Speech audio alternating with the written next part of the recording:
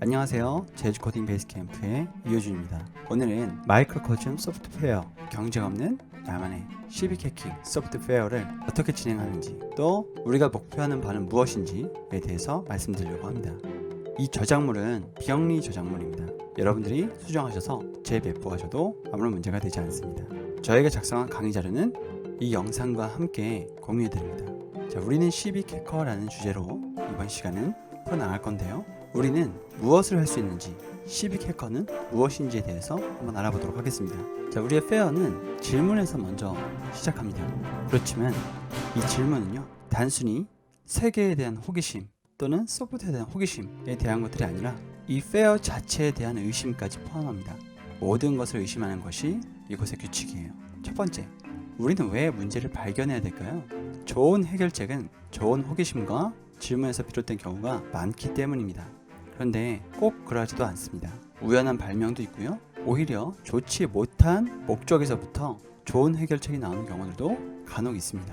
하지만 대부분의 경우는 여러분들의 호기심, 본질적인 질문에서 좋은 해결책이 나오죠. 우리가 배운 또는 배울 이 소프트웨어는요, 큰 파급력을 지니고 있다고 생각합니다. 우리가 웹사이트 하나를 만들어서 수백만 명에게 우리가 원하는 바를 전달할 수도 있어요. 또는 앱을 만들어서 수백만 명에게 우리가 원하는 바를 전달할 수가 있죠. 여러분들이 수백만 명에게 보여줄 기사를 쓴다고 한번 생각해 보세요. 그런 뉴스가 많을까요? 그렇지가 않거든요. 그러니까 지금 시대의 소프트웨어는 한 사람의 영향력이 미디어의 영향력도 초월할 수 있는, 이전에는 경험해보지 못한 시대를 우리는 살고 있다는 얘기입니다. 이것은 그 전에 있었던 세대에서는 경험해보지 못한 새로운 세계입니다. 자, 이제 다시 한 번 더 상상해 볼게요. 여러분들이 어떤 문제를 발견하고 그것에 대한 해결책을 아이디어로 냈을 때, 그 아이디어는 아이디어로 끝나는 것이 아니라 그 문제를 직접 해결할 수도 있습니다. 이것이 수백만 명, 어쩌면 수천만 명에게 영향을 끼칠 수도 있다는 거죠. 여러분들이 만든 결과물이요. 저는 코로나 초기에 코로나 맵이라는 것을 만들었어요. 가짜 뉴스에 대응하고 확산 초기에 정확한 정보 전달을 하기 위해서였습니다. 1월에 시작된 이 프로젝트는 5월까지 비영리로 80명의 자원봉사자가 함께 이끌어오고 있고요. 마스크 맵까지 10개의 프로젝트가 진행되었습니다. 또 수백만 명이 방문하셨죠. 이것으로 우리가 방역에 도움을 주었다고 말할 수는 없지만 적어도 초기 정보의 정확성은 높일 수 있었다고 생각하고 있습니다. 이제 여러분들이 이 프로젝트의 리더라고 생각해 보십시오. 하루에 수만 명이 접속하는 서비스예요. 그것이 미칠 선악 영향력까지 함께 상상해 보세요. 이제부터는 과제가 나갈 겁니다. 더 좋은 사례가 많습니다. 사례를 한번 찾아보세요. 어떤 문제를 누가, 왜, 어떤 도구를 통해, 또 어떻게, 어떤 과정을 거쳐서, 그리고 얼마 만에 해결한 사례인지요. 자, 이런 과제들은 저희에게 제출할 필요가 없습니다.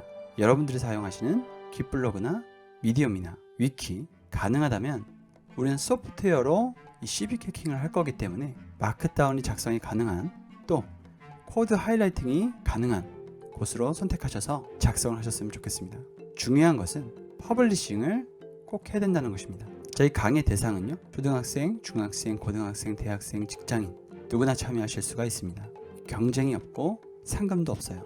그렇지만 여러분 자신의 가치는 굉장히 올라갈 것이라고 확신할 수 있습니다. 자, 이 CBK 해킹에 대해서도 설명을 드리도록 하겠습니다.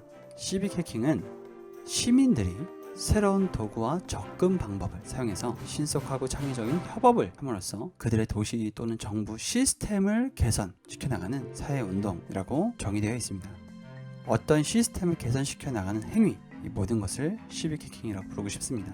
여러분들이 만든 코드도 그렇게 될 수 있어요. 여러분들에겐 어떤 문제가 있나요?